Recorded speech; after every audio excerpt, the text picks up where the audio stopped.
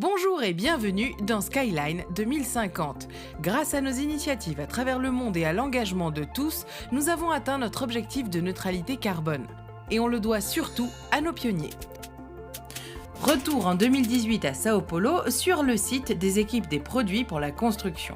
Une journée en apparence comme les autres, mais qui reste pourtant gravée dans la mémoire collective de notre équipe R&D en charge du packaging. Et pour cause, elle venait de se lancer un nouveau défi, rendre les emballages de mortier plus écologiques. À cette époque, les sacs de mortier contenaient une fine couche de plastique entre deux couches de papier.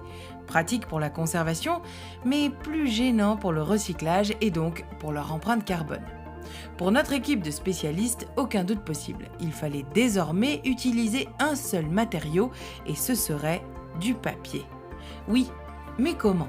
Difficile d'obtenir les mêmes performances sans cette couche plastique. Alors avec l'aide de leurs fournisseurs de sacs, l'équipe débuta des tests. We test a lot of paper packaging to see if we met the specifications for things like durability and filling equipment parameters. Des tests par-ci, des tests par-là, et finalement... Oh, that's it. The special resin is the key. Mais oui, c'était ça la solution. Un sac composé de deux couches de papier dont l'une d'elles, celle en contact avec le mortier, serait recouverte d'une résine 100% recyclable. Et ce fut un succès. Our packaging is 100% recyclable, and we estimate that we reduce our CO2 emissions in 150 tons a year.